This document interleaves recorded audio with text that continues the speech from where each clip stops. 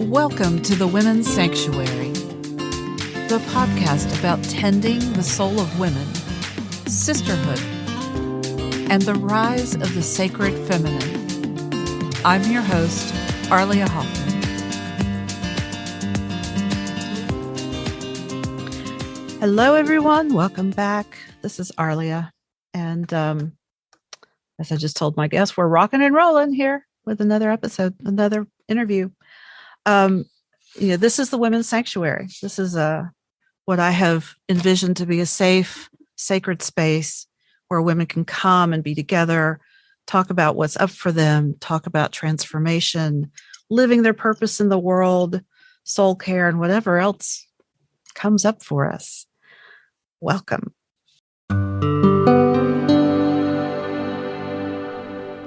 My guest today is Alexandra Hughes.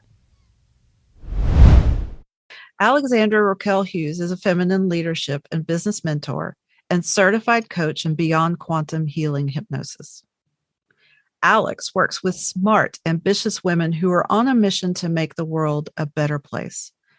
Women who know they're here for a reason, with a soul mission, but feel stuck and impotent in reaching their potential and fulfilling this purpose. Specifically, Alex helps women get out of their own way by accessing their divine higher self and inner wisdom so they can be the authentic and unstoppable change maker they were born to be. Her mission is to help clear the conscious and subconscious clutter. Love that. So that their mission can come to fruition. Alex is a Peruvian Canadian who's lived in 8 countries, speaks 4 languages, and holds a Master's of Philosophy and Development Studies from the UK and a BA in Environmental Studies from Canada. She is committed to diversity, environmental regeneration, and rising of feminine energy. She also identifies as a priestess and a witch.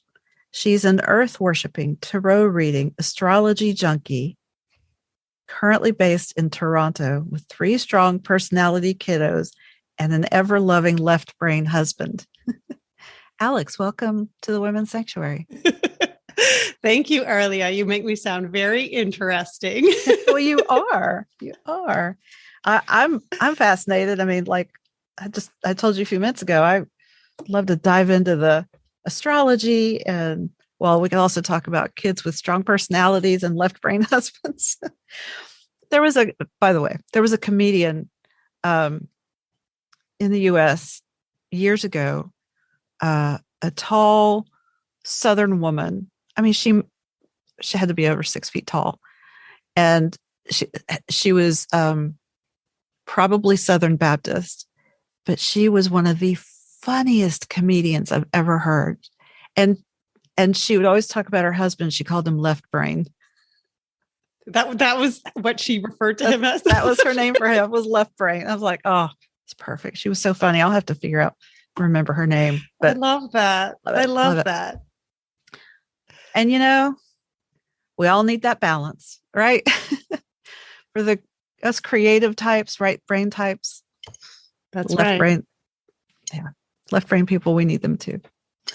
All right. So let's get into it. I would like to start with so many places. Oh, one thing we didn't mention in the intro is that you're also the host of the WitchHunt Podcast, which we will get to in a moment.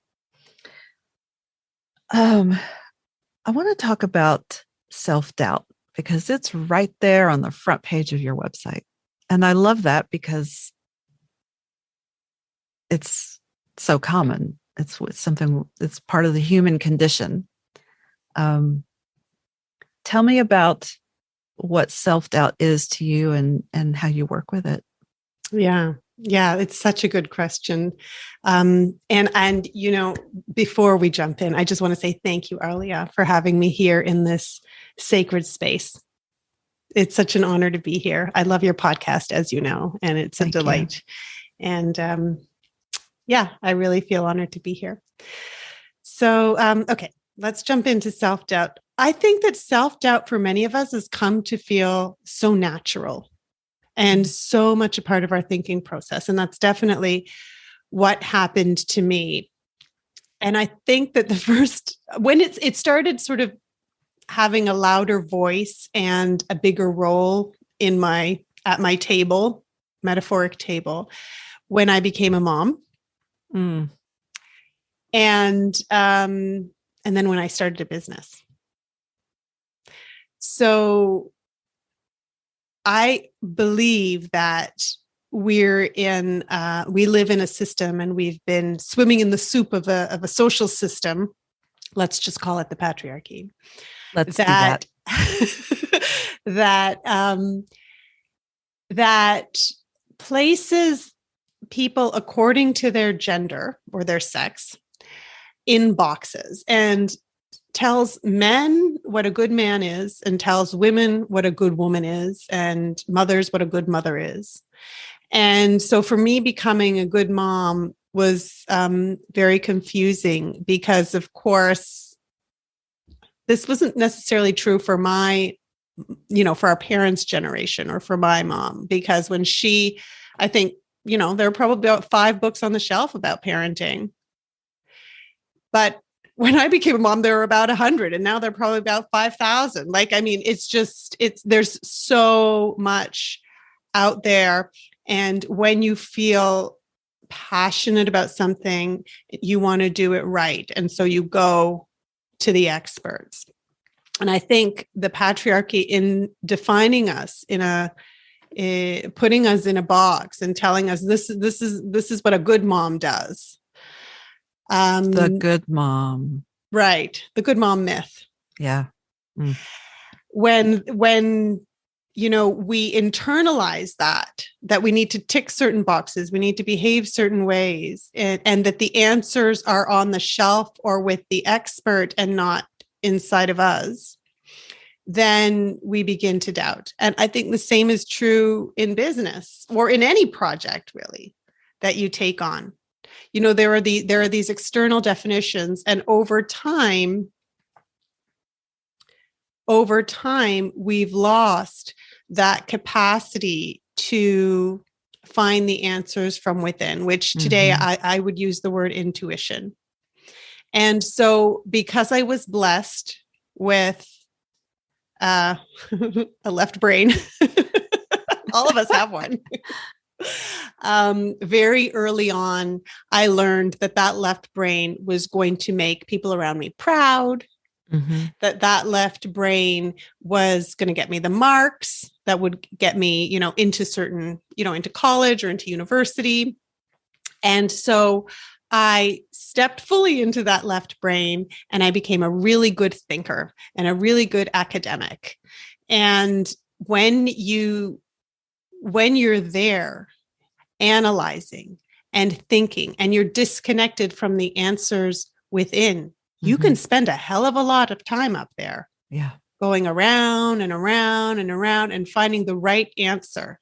And what I've learned to be true is that the right answer doesn't actually exist. There are a plethora of possibilities. Can you say that again? What I've come to learn, and I'm 49 years old, so it's not like, I'm a young'un. It's taken a while. It's taken a while. But what I've come to learn over the decades is that, that's so, just a second. Honey, I'm just recording a podcast. Yeah, so that's what the big sign says on the door. Okay, so. Yeah, that's what I was doing. I had to text my daughter, this recording is going to go late. I'll tell you when you can come in. Yeah. Right. Big signs are important. They're boundaries. You asked me to repeat something, and now I forget what it was. You're going to repeat the fact that we can do this.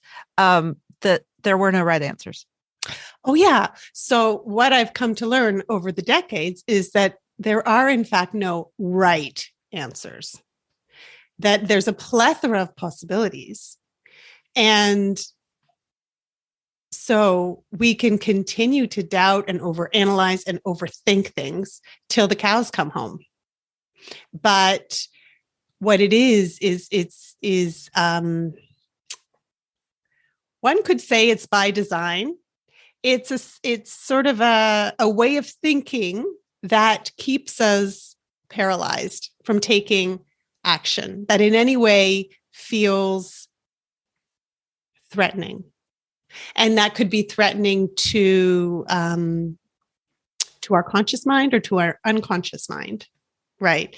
Because we all have so much inside of us. And again, we can allude to the way we've been raised within this cultural soup that basically has trained us to be second-class citizens. Mm-hmm. Or we can allude to the epigenetics and our ancestral trauma. And we can refer to past lives if we want to even go there, and the trauma of past lives that maybe we've experienced. So there's so much feeding into the self-doubt and the overthinking and the overanalyzing that it can just keep us in our head, trying to get it right, trying to get it perfect, and out of our body and disconnected from our soul's voice that really, I'm not going to say has the answer, because like I said, there isn't the answer, but has an answer that feels good and that is aligned. Oh, that's the key, aligned. Yeah. It was actually a recent guest, Stacey Ruth, talks about this and talks about the imposter syndrome, which is really this collection of behaviors.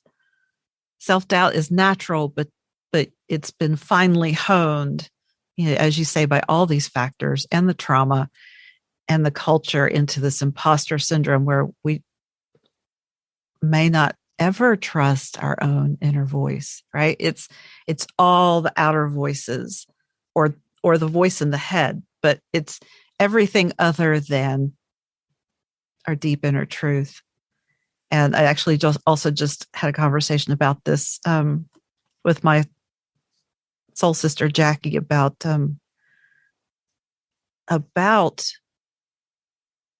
this, but also all of those voices, even the spiritual voices outside of us that are glittering and alluring and attractive and pull us in with something that is sparkly and exciting and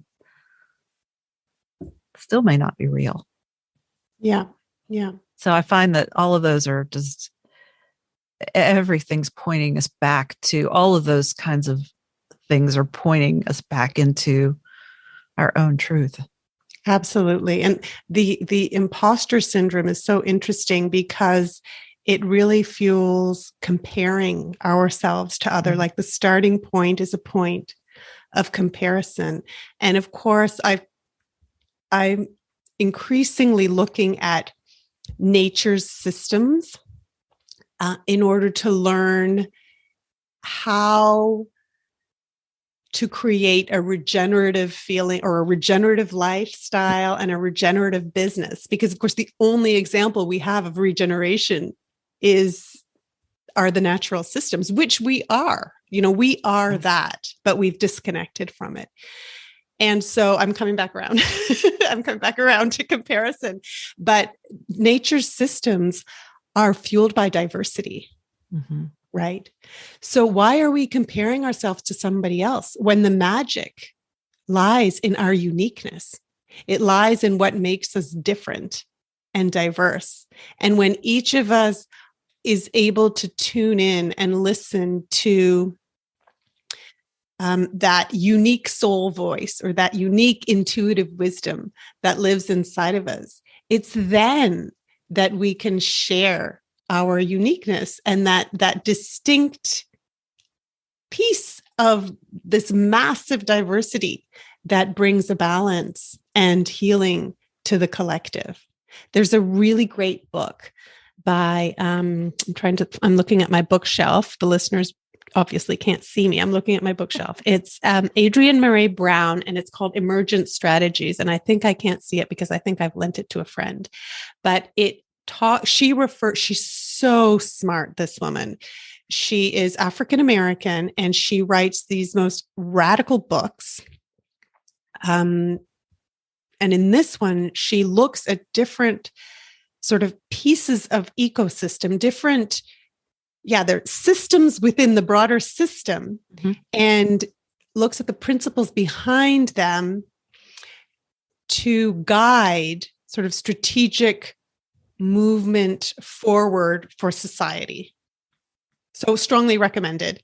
But that's where I got the idea of looking, to natural systems to really support a connection. Because so the other thing that I'll just, and I alluded to it, is that we are nature. And so when we are connected to our inner wisdom, to that unique voice inside of us, then we're actually like playing our role in this bigger system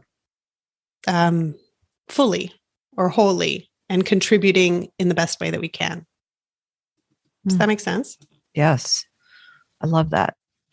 It helps you answer your own question of like, who am I? What am I here to do? It's all, I'm at a loss for words. It's almost all self-contained, just like, as you were talking about the natural systems, there's that story about how the oak, the acorn becomes an oak. The acorn does not become a redwood or a dogwood. It just is an oak, and that's its purpose, and that's what it does, because that's how it's wired, and we are the animals who can somehow take a left turn out of our biology and our makeup and do something different because somebody else told us it was more valuable than what's right here. Yeah. And what's right here, I love that you're like bringing your hand up and down. Like I do that all the time. At some point in my podcast, I'm going to have a video, because I end up doing this every time during the podcast, and nobody knows what the hell I'm doing. But it's the hand running up and down the center of my body, because that's my central navigation system. Absolutely, I love that. In the sacred pause you talk about on your website, which was during the pandemic, I resonate with that, because I had something similar happen. Of course, we all had time to slow down, and if you were aware and conscious about it, you could use it for, this nourishment and rest, if you were able to do that.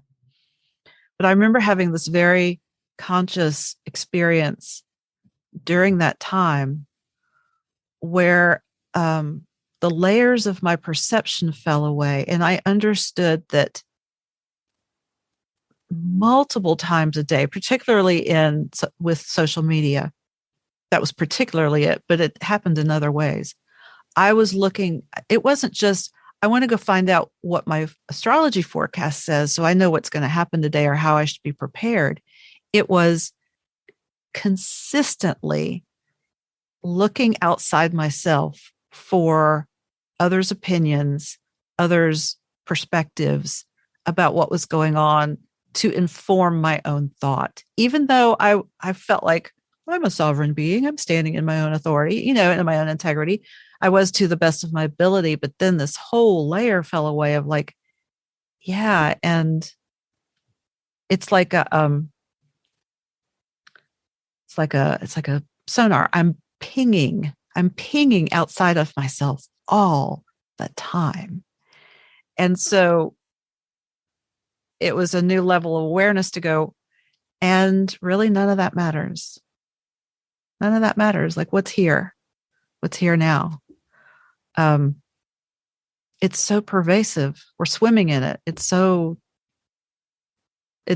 work. It's a task, right? To peel off all that is not ours. If you think about it, like from the very, very beginning of this, let's just start with this life, right?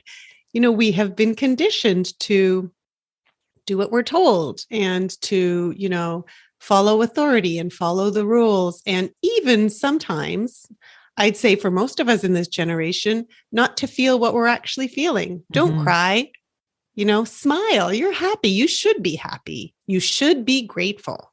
Good vibes only. Yeah. So of course it's taking those layers down, and or the peeling of the onion is such a great metaphor. Mhm. All that conditioning that we take off. The sacred, I think that COVID threw a lot of people for a loop, because then information started coming from different places. And so it became extremely confusing. And also, I think the actual virus was such a mystery that, you would get different information from different sources. And I think governments were doing the best they could. And,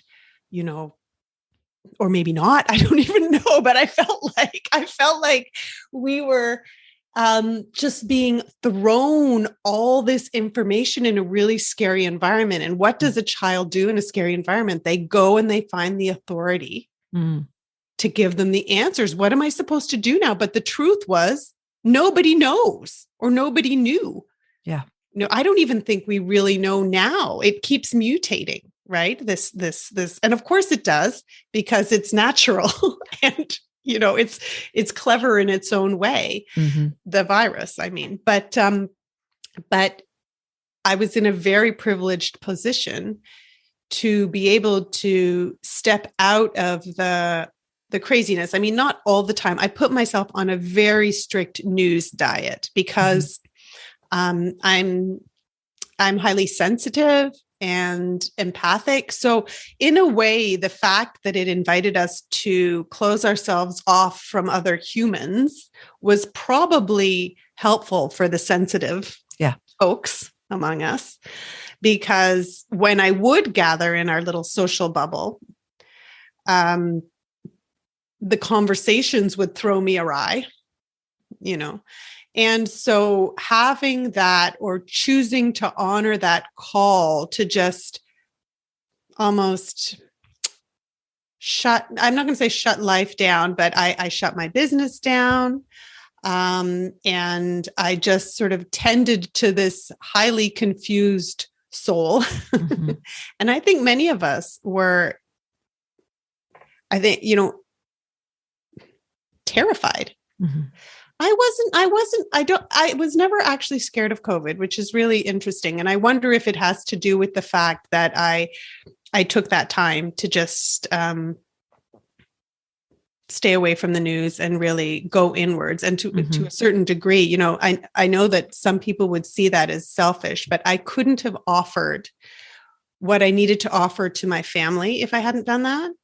And then the result of what came to me during that time of being in my garden and taking my baths. And we were living in Brazil at the time, so I had help in the house and I could afford horseback riding. So going out and riding my horse, like all these different things that were so therapeutic and healing, they opened up a very, very strong connection to that intuition that we were talking about. And so really it was at that point when I started to trust that voice, and the voice was telling me or guiding me in a different direction. And there was an invitation to heal traumas from this life. And then I was to learn about past lives as well. So there was an unfolding of events, we can call them breadcrumbs along the path of awakening, that led me to offer the world what I offer the world today, and to really step into a different version. It's not a different version of myself, but a more whole version of myself. I think I had shut down for all that time that wonderful left brain was taking charge of the situation and, getting the good marks and getting into the good universities and all that stuff. That other part of myself had sort of fallen asleep, and now it was really waking up.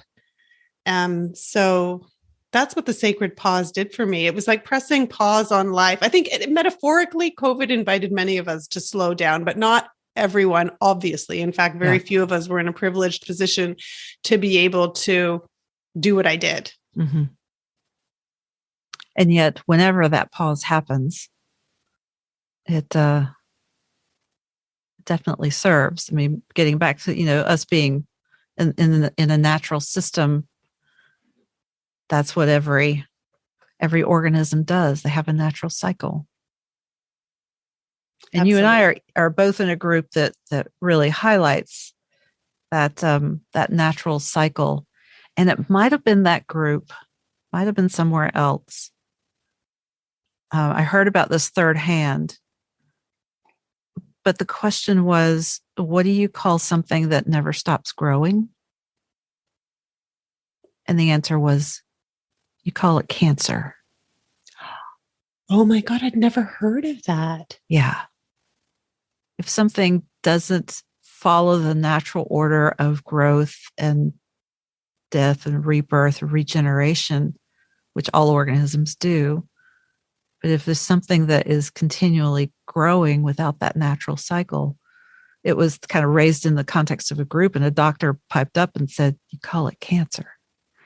And I was like, oh, that's a great way to look at it, to understand that the constant growth, the constant movement, the constant rise, like the stock market, that's not natural.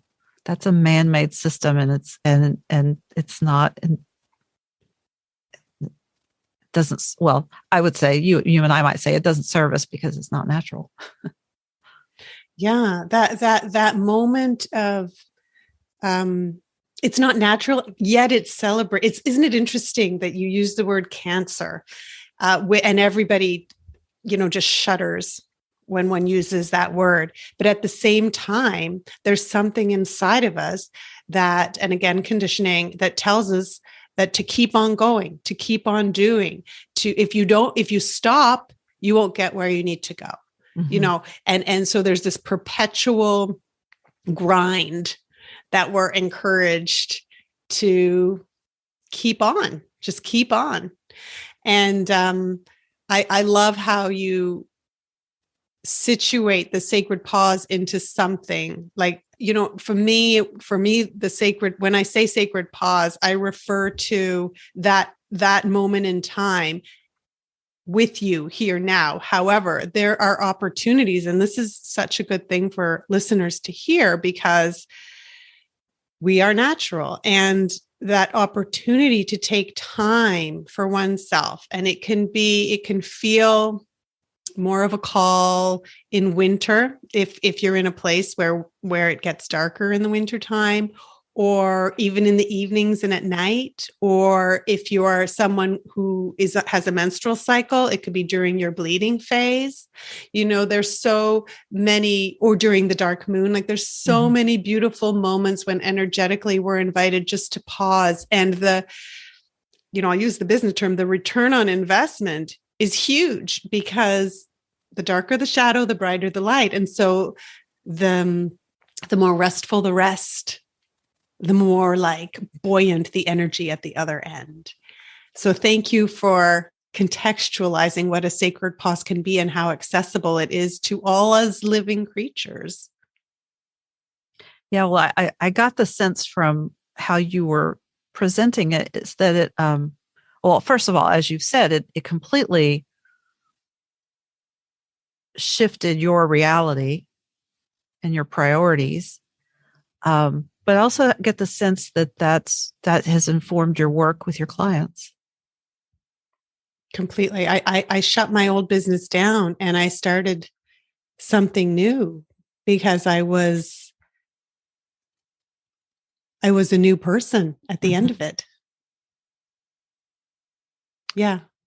Well, I do want to talk about how you work with your clients, but let's just back up a little bit and tell me kind of what you're doing and how you got to this point of, now we know what's happened in the last couple of years of the sacred pause and you starting a new business.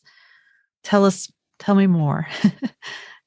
Who was Alex before that? Before the sacred pause? Yeah. Or whatever feels relevant. Yeah. I was a global traveler. So my husband works for an organization that posts many of their staff overseas. And we were well, I've been all over the place. So I studied I don't know where to begin, but I studied international development. All right, let's go way back. You were born. I was born, but I think I was born into a family that does what I do. So my dad was working for the Canadian Embassy in Peru. And he met my mom, who had been born in Bolivia, but born to a German American who had emigrated to Bolivia. And then they had to flee Bolivia because there was a revolution in the 1950s. And so they went to Peru. She ended up, because her dad was American, she spoke English. And of course, she spoke Spanish. And so the English landed her this job at the Canadian Embassy, which is where she met my dad. And they moved to Canada, and then she conceived. I was conceived in Canada, and then moved back to Peru, where I was born. And then later we moved back to Canada. So these international moves and the multicultural environments. And just to give you a sense of my family, my husband is from Barcelona. My first child is adopted from Mozambique, where we lived. And then my second child born in South Africa, and my third child born in England. So we're, and, me, Peruvian, Canadian. So we're just this big mishmash. And that it's so funny because it feels quite natural to me because I come from that, So I think that's sort of an important part of my identity. When my left brain was governing my life, I studied architecture for a short time. My father had studied architecture, and I was doing what I thought would make him happy. Even though he had left our family, he fell in love with another woman and he left our family. And so I was really the product of a single mom, but I was still seeking his approval. And so I did, and then I quit architecture. It wasn't my thing. And I went backpacking around Latin America, and when I got back to Canada, I decided to study environmental studies with the intention of supporting sustainable development in poorer countries. That was sort of the intention. And once I finished that, after a number of internships in different places around the world, I applied and got a scholarship to do a master's in the UK, where I studied international development. And so that's where I met my husband, and subsequently we moved to Mozambique, which is where we started our family. Mia came along. My second child, Uriel, was born. And then my husband got a job offer in the US. And then a few years later, a third baby came along, and then we were posted in Washington, DC. And that's where he got a job, where he's working currently. And we went from DC to Brazil. So this posting to Brazil was especially important because I feel like it didn't take me back to Peru, but it did take me to my Latin heritage. Mm-hmm. And it also opened up my world in a way that many Western, or at least in the Northern Hemisphere, mothers' worlds aren't opened up because we're in a state of overwhelm all the fucking time. Mm. And I was that woman. I remember moving from the UK to the US.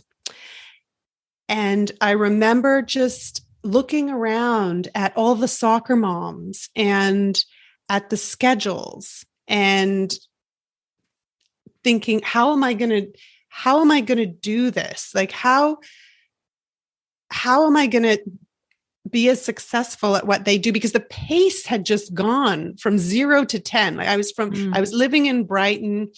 And yes, there was a lot of, driving the kids around and stuff like that, but it felt more human, more of a human rhythm. Mm-hmm. Washington, DC did not feel like a human rhythm. Mm-hmm. It felt like these children were being groomed for Harvard through soccer scholarships from age 6. And I remember my kids coming home and saying, "Mom, have you started our university fund? Because so-and-so's parents have started their university funds and they're expecting them to go to Harvard. Do you know where you want me to go yet?" And I thought, university? I don't even know what day of the week it is, like But there's major sort of driven ambition, linear thinking. And of course, these are parents that are doing the best they can. But I, looking outside myself for what the right thing to do and the right way to parent was trying to keep up with it all. Yeah. And so when Brazil came along and actually at that, there was a breakdown in there. There was a breakdown where I basically almost ran away from home. Like moms aren't supposed to run away from home, but this one tried. And sometimes they do. Sometimes they do. Sometimes they do. And it was, it was that moment in time, I think, when I realized, like, hello, what does it take for the penny to drop, right? Something isn't right here. And so Brazil was this opportunity to just disconnect, be in this new place and time. And I didn't know, like I imagined, diplomatic life and all that jazz. It's quite a privileged existence, but I didn't imagine the type of transition, the type of transformation that I was about to experience. And I said, this is fine, honey, we can go, because we just bought a house and we were just settling. But I said, the condition is that I have help in the house, because this is going to be my opportunity to heal. And this is going to be my opportunity to finally grow the business, because what I was doing was just barely, I'd drop the kids off, I'd clean the kitchen, and then I'd run upstairs and type a few emails. And then I'd run down, grab a sandwich for lunch, then run upstairs, finish off a few things. And then I'd head back to school, pick the kid up, bring the kid back, help the kid with homework. And then after the whole dinner spiel and the kid was put in bed, I'd try to work a little bit more. And it was just these jam-packed days. Again, left brain, no space for the right to activate and for me to feel like what was right. And so Brazil for me was just this huge gift and exhale where I was all of a sudden able to do that. And then my sacred pause took me even deeper into that. So does that answer your question? Going a little bit back. Yeah.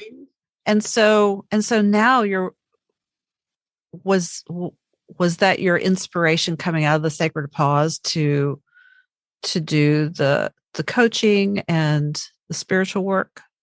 Well, so the business before COVID came along was, ironically, and of course we teach what we need to learn, I was supporting stressed and overwhelmed moms. I had gotten my coaching certification.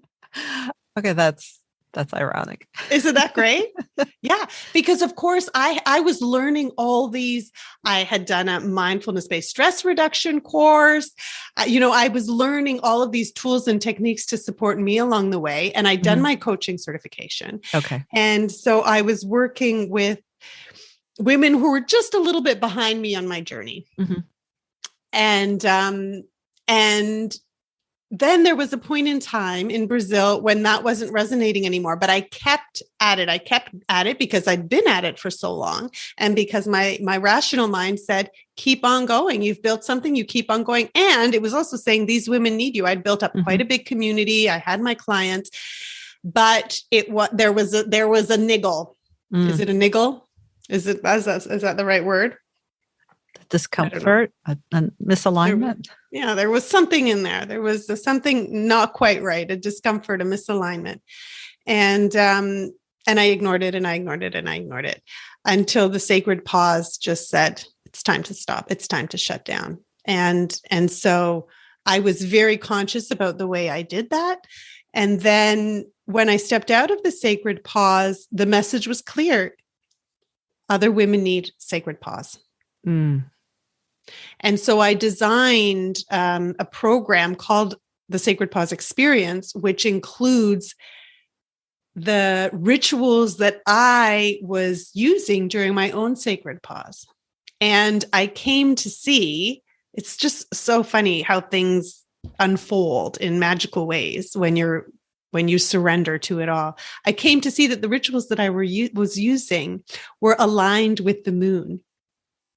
So how perfect is it? Yeah, it's so perfect. And so this program ended up sharing, rituals that were aligned with a particular part of the moon cycle that women could step into and personalize and make their own. And they could simplify it, if they were living the DC life, or they could, really elaborate it if they happened to get, I don't know, a Saturday off. Mm-hmm. Right.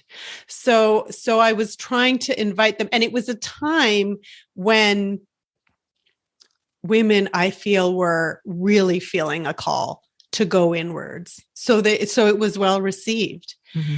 And then following that, I created a program called Metamorphosis, which again was all about, it was based on my experience. It was it was a process of really the shadow work, mm-hmm. That I had went through in my sacred pause for healing. It was kind of, it was sort of step by step. It was a curriculum that I drew from based again on my own journey of healing. And I shared it. And again, it was really well received and had some incredible results. So I was drawing from a 3-month period that had completely transformed me and trying to package that in a way that was accessible to women. And so that was my new, and I knew it was right because the niggle was gone. I knew it was right because it felt so aligned and so good. And I think that is, we know we're on the right path when there's joy. Yes. And when there's inner peace. It doesn't mean we have to be like inner peace Zen all the time, but just like the self-doubt, that volume is a little bit lower. Mm-hmm. Or there's another voice able to counter that voice and say, yeah, but when you check in, yeah, but this is right. Yeah. Exactly. Oh, that's beautiful. That's beautiful. And, thank you for the work you're doing. I mean, we all need the sacred pause to be able to know and to be able to have the resources to know what to do with ourselves in that, to really honor it and make it sacred and give it a container. Mm-hmm. And like I said, it's not something that everybody is in a privileged position to just allow the breadcrumbs to sort of unfold in front of you and the rituals to sort of intuitively come. Mm-hmm. A lot of the time, and I know this now because I'm back in the North without a housekeeper, a lot of the time it's really helpful to have that structure handed to you. Yeah. And then you just go with it. Yeah. Carve out some space and shut off the phone and do it. Exactly. Yeah. Yeah, I'm feeling that these days. Like my work is aligned, so I'm feeling really good about it, and it's getting busier, and so it's those sacred pauses are really precious when they come. Yeah. Honor them when they come because it will fuel your capacity to serve in the beautiful way that you do. Thank you for that. Absolutely.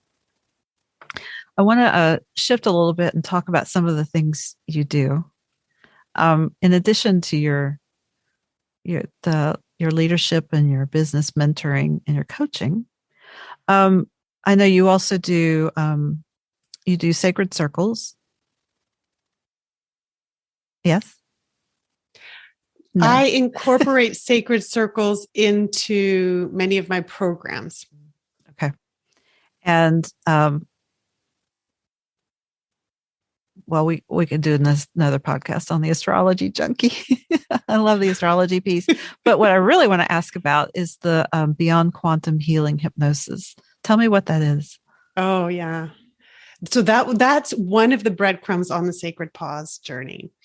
And basically what happened was like I said earlier, I decided that I needed to go into my shadows. There were certain things that had been unresolved. And one of those things is that, so when my dad left, when I was 6, I had a completely blank memory from the ages of 6 to 12 in my home life. I have recollections of school, but I don't have any recollections of home life, which is interesting. And I wanted recollections of home life. I wanted to capture that. And I knew that was part of my healing. And so and I had been meaning to, for years, go to a hypnotist. Mm-hmm. And I'm not a huge Facebook fan, but Facebook came in handy because somehow on one of my feeds, somewhere along the way, I saw a Facebook video of a woman who was, she was leading a meditation with binaural beats. And I just felt called to it. And so I followed it. And then, and I went really, really deep. And it felt like there was a shift, an energetic shift that happened through that. And then I learned that she was actually a hypnotherapist. She practiced hypnosis. And I thought, oh, well, this is my woman. This is my woman. And so I reached out to her. Her name is Deanna Lankin, and we can put her in the show notes. And I didn't know that the kind of hypnosis she was doing was past life regression beyond quantum healing hypnosis. I didn't know that. Uh-huh. But at this point, I was already following my gut feelings. And so I went for it. And I had the most incredible experience where, so I went, I quite easily went into the state of hypnosis, which is a theta state. She took me there. And then there were all these different, it's like, I don't know. Have you ever been hypnotized? I have. Yeah. Did you experience it like a dream? Like going from one vision to another. So one scene to another scene. Yeah, sort of. Yeah. Yeah. So it was like that, except in the beginning, I set my intention. So my primary intention was, of course, to heal and to recover those memories. But then a whole bunch of other things happened along the way. And there was this one image of me standing over what was like a stone.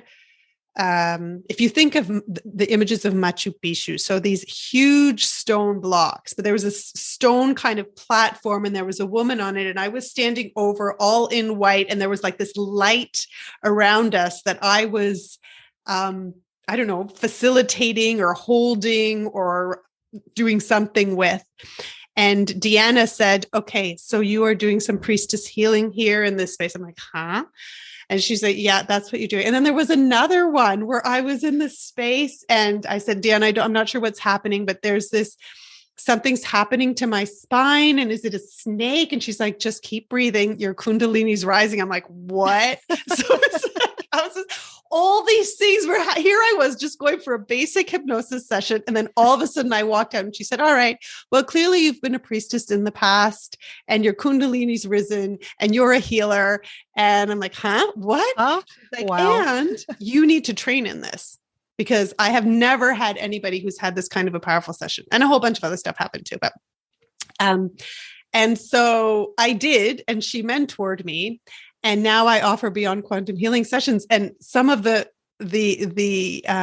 experiences that these women have had, just, they continue to blow me away. Like, for instance, women who have gone back into forms of deities. They've experienced themselves as deities, like Isis, for instance, or gone to Atlanta, for instance, or like gone to other planets, or seen the world from the perspective of a tree. Like these really fascinating, totally blow your mind experiences. One of them described it as, it's like taking an hallucinogenic trip, but without drugs. Yes. Okay, that's pretty cool. Yep. I've had those experiences. Yeah. Yeah. So that's what Beyond Quantum Healing is. And I think it's called Beyond Quantum Healing because it's beyond the energy that we understand, and it's beyond, it takes us beyond time, a time and space continuum that we understand, even beyond past human lives. I think that's why they use the word beyond, because it takes us beyond past human lives into these energetic forms. quantic forms. So it's that is one of the offerings that I have that I found was so incredibly transformative for me, but also, I've witnessed in other women the healing that happens for them in terms of the traumas they've experienced in this life, as well as the traumas that they've experienced, I believe, in past lives. Yeah, that's beautiful, because in addition to the healing, at least in your case, being able to tap into these other aspects of their soul's experience through time and space can completely awaken, open, shift, their current reality into, in your case, owning that identity as a priestess and a witch and the energetic and the kundalini and all of that. Just like that wasn't something your left brain was prepared for, but to be able to embrace that and own that is huge. Mm-hmm, mm-hmm. And to be fully honest, like it took me quite a while and further affirmations to confirm that, in fact, what I'd witnessed in that internal, I call them soul journeys, because I feel like soul journey beyond quantum healing feels quite nebulous, like a bit mysterious, but soul journeys is kind of resonated with me. Your soul is taking you on a trip. But like talking of astrology, my astrologist, I have a Brazilian astrologist. In fact, I just spoke with her yesterday, and she said to me, when she did she does these readings that are like soul mission readings. So she'll look at your natal chart and she'll assess what your soul purpose is and what you're here to learn. And she said, you have been a priestess and a witch in many, many, many, many, many, many lives. She says, and you're here to bring the feminine traditions back to the planet. You're here to support the rise of the divine feminine. And I was like, what? And so totally and completely in line with what I had seen in my own soul journey. Right. Yeah. But sometimes it takes a few people to kind of tell you the same thing to reaffirm it. It does. Just because we can be sovereign and stand in our own authority doesn't mean, that affirmation and that mirror is not useful. It's very useful and very helpful, especially when we're stepping into new pieces of our identity. And that's why places like your women's sanctuary is so important. Oh, thank you. Because we can talk about it and we can feel safe talking about it. And, if I had told people during our dinner conversations, which were usually lined with economists, guess what I just experienced? I'd be like, okay, closest insane asylum. Exactly. And which is where women have gone many times when they've had, when they were hysterical. Exactly. When they've leaned too much, when they've been too emotional or leaned too much into their intuition. Yeah. Right. So there, I feel compassion towards myself, but towards other women who keep these experiences close, and so grateful for spaces like this where things can be spoken safely. Absolutely. That's definitely one of my soul missions, is that is to provide that safe space, and also to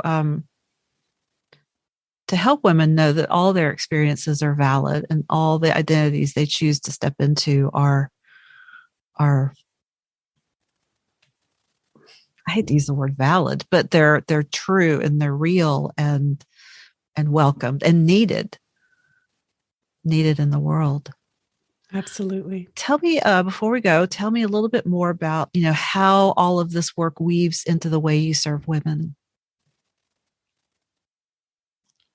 You do the soul journeys, you do the coaching. What else have we not discussed?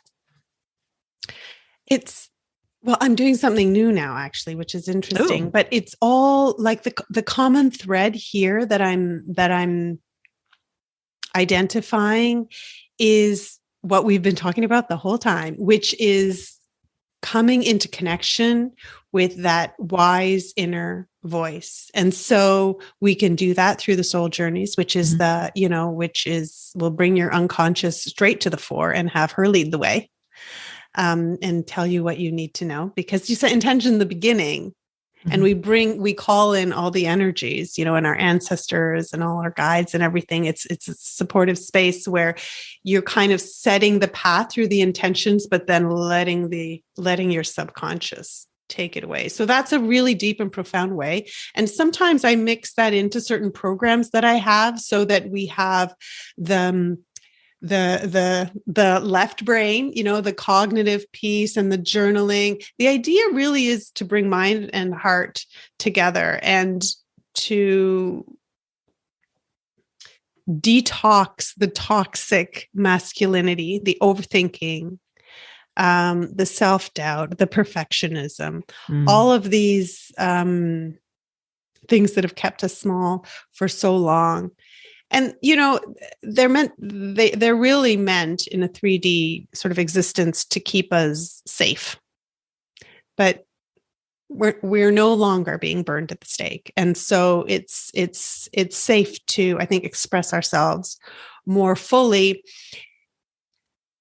being sourced from that place within. So all the work that I do does that. And now what I'm starting to create now is a course on using one's intuition in one's business, because this is something that I have realized has made the biggest difference for me. And I never really put words to it, but I am witnessing women around me, yourself included, and in the communities that you and I belong to together, just blossoming as they start to really honor spiritual guidance that comes from within.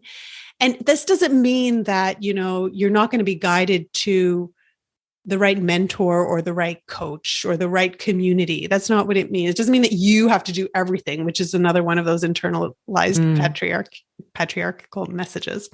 But it does mean that the expert out there doesn't have the answers. Like the good coach, the good mentor will ask you. And I got so frustrated by so many of them that said, you have the answers. You have to sit. I can't tell you what to do. What do you mean? I'm paying you to tell me what to do, but they're not. Exactly. Or they're. That was exactly my conversation with Jackie. It was that, the good teachers will give you the tools and lead you back to yourself. That's exactly it. And so that's the intuition and business work that I'm now doing is exactly inviting women to do that and really honing in on playing with, experimenting with, exploring, trying to lighten it up a little bit so that we can, because it's through play and exploration and dance that our intuition comes to life. It's not going to be through us like, hey, you come out and tell me what to do. Like, that's not how it works, right?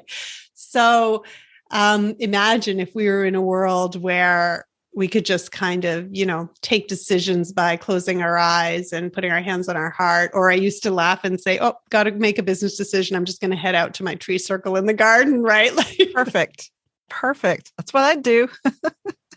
I don't know if that answered your question. Absolutely. I love that. And, that excites me because I think the more intuition comes online and the more people can honor it and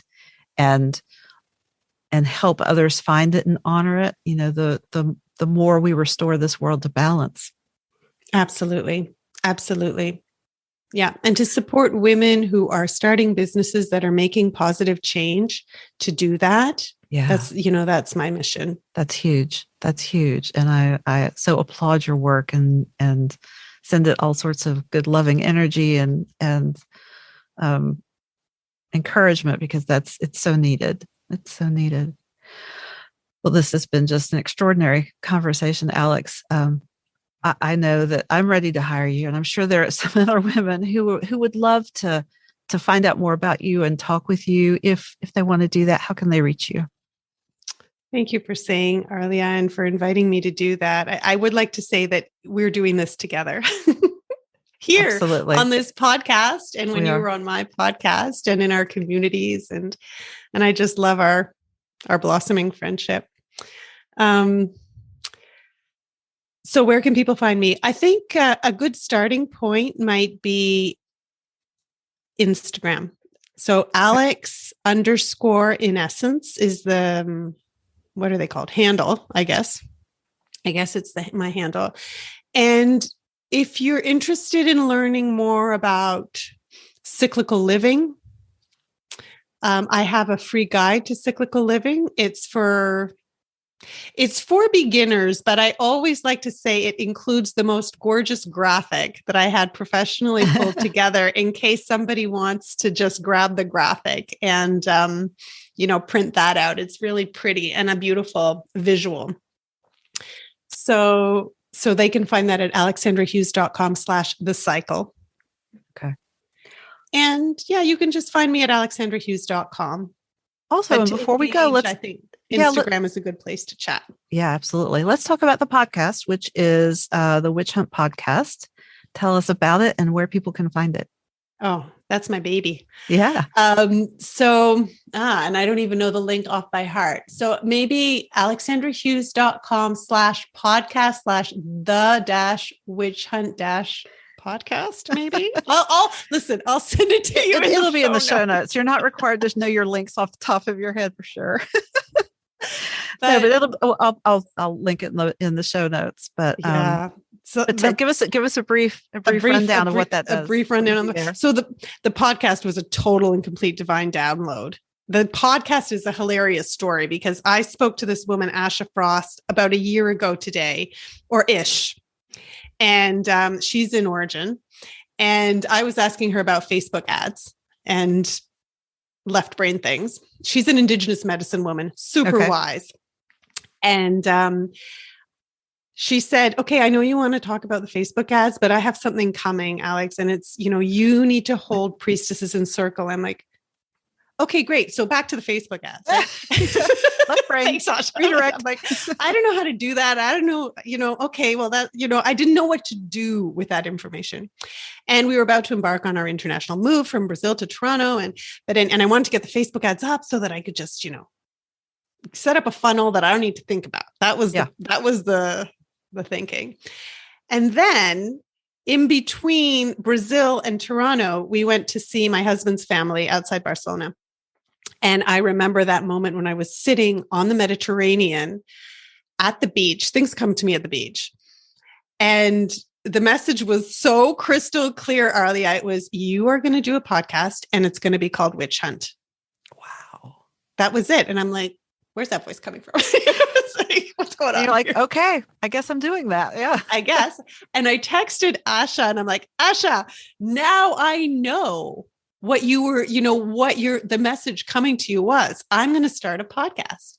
And I'm so excited, Arlia, because I just interviewed Asha for the podcast. Oh, beautiful. So it's such a beautiful cyclical story, right? Uh-huh. But the podcast Witch Hunt, and it's a striking name, and I was a little bit worried about it, but I haven't had any negative feedback. It's about reclaiming the word witch, and it's about reclaiming the witch hunt as well. So it's about bringing witches together on this platform and illuminating and elevating who they are and what they do and what their stories are and the magic that they bring to the world. And again, very much like the Women's Sanctuary, it's about creating a safe space and putting words to these nebulous, difficult to describe, not ever before described experiences that have been eradicated. And reclaiming that word witch for those for whom it is a sacred calling. And I think that's just beautiful. Yeah. It's been an incredible experience. It just goes to show. And again, like, this is why the business and intuition thing is really calling to me. It just goes to show what happens when you do follow your intuition, when you really heed to these calls. Magic. Yeah. It's been so easy and so fun. And I know, because we had an amazing conversation for the podcast that's going to come up. Yeah. I was so honored to be on it. It was so exciting. Alex, this has been such a wonderful, wonderful hour. It's time for us to wrap it up and let you get back to your life. And um, thank you so much for being here. This has been wonderful. And we will have all these good resources in the show notes for people who want to reach out and find you and listen to the podcast. Arlia, it's been such a pleasure. So much fun always talking to you. We could talk for days. We could. We just might have to. Well, thank you so much, everyone, for being here. Join us next time to hear more women sharing their stories. If you enjoy these podcasts, please consider leaving a review on your favorite podcast provider. It helps people find us, and it helps people like Alex get found and more women find her. So thank you again to Alex for being here. This is Arlia Hoffman, and this has been the Women's Sanctuary. We'll see you next time.